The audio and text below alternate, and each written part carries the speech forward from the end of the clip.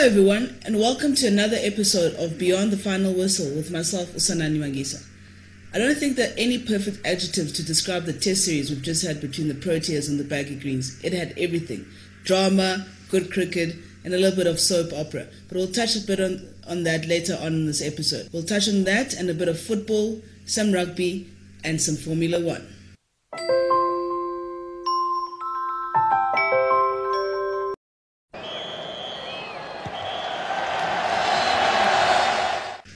Right, gents, man of the series, Kagiso Rabada taking 23 wickets and some contributions with the bat. I think there was a few contenders that we could have put up for man of the match. Markram did quite well. I mean, straight off, he hasn't been playing for a long time, so he's been playing for 6 months now, and he's already scoring a couple of tons here and there. And I mean, even in the series, he's scored over 480 runs. He was one of the serious contenders for man of the series. I think besides the stuff we saw off the field, there was some good cricket played. I think we missed looking at the good cricket because there was so much drama off the field. Vernon Fernanda came good, Monet Morkel came good. We saw Lungi in one of the tests come good as well. Overall, I think we had good cricket. Yeah, I think so. It was a tightly contested affair, actually, when you put everything aside. These two sides are very evenly matched, I think. And even before the controversy, I think it was going to be close.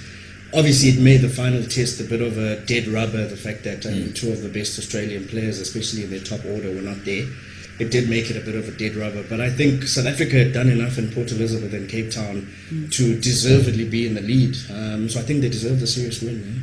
It's a bit concerning for the Australians. Besides the off-the-field stuff, they failed to knock up a few hundreds. Actually, the only person that was close was Marsh in Durban. Yeah, I think it was 90 odd yeah. runs, yeah, and then that was actually it from the Australian side. And then Khawaja, who hasn't stepped up to the plate. I mean, he's a senior player that's left. He's had a bit of a problem. I think Ashes as well. We didn't I think see the it come biggest to light. problem for Khawaja is that the Australians thought he was...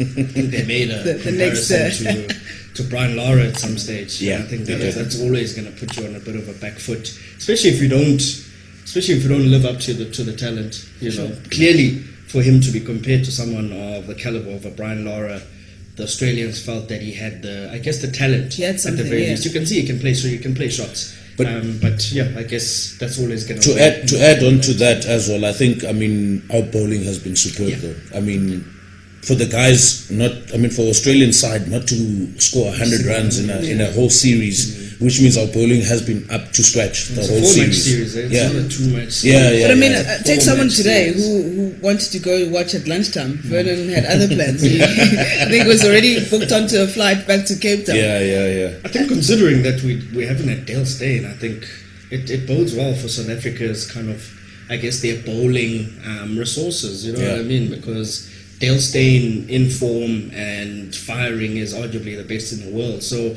you remove him from that equation and you're still taking 80 wickets against the Australians over 4 tests. It bodes really well for South Africa's pace attack in the future.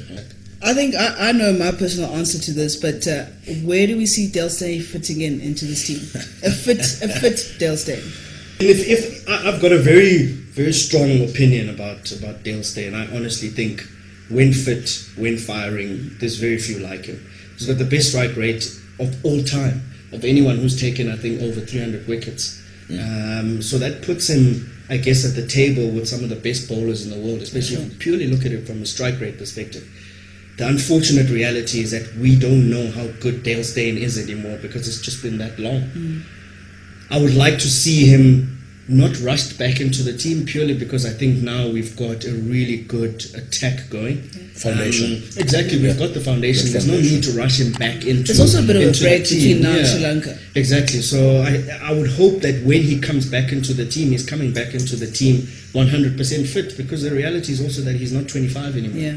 You know, Does he then play a different role? Does he? Let's throw it to you guys. He plays a different role. As a senior player, you need him amongst his youngster. No, of course. And then his spells become shorter. Yes. And he plays that anchoring role almost. Yeah, I think, as a senior player, the invaluable experience that he has, he can pass that on to the youngsters. Evan Morkel could have pushed through for another year or two, I think. But I think that also has to do with personal reasons.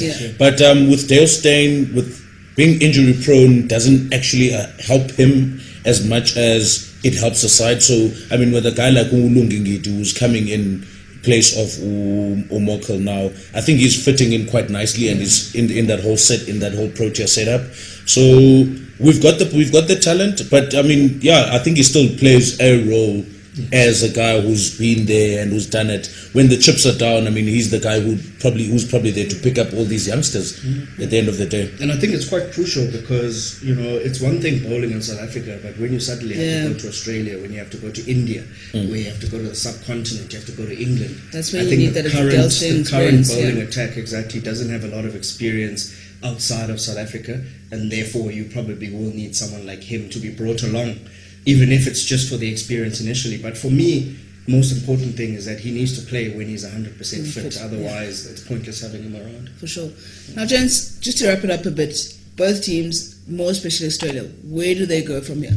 We could see the cookie crumble and dominoes fall in terms of investigations and more if people tell the truth. Possible, yeah. We saw the same thing when South Africa were involved in this type of, I guess, this level of,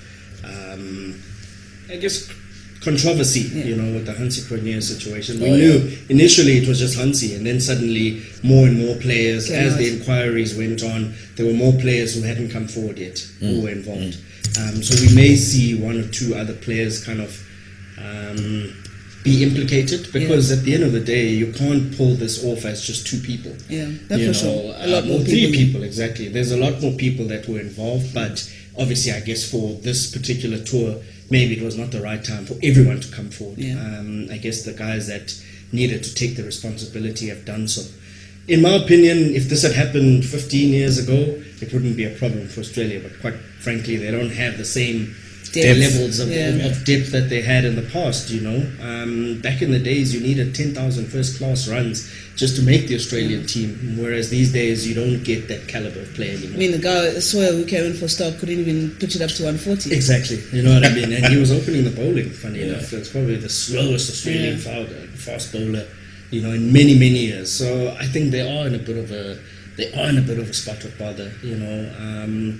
Especially Smith, you know. I understand Warner has always been an important player for them at the top of the order, but Steve Smith over the past 5 years, Jesus, he's been massive. He's been immense.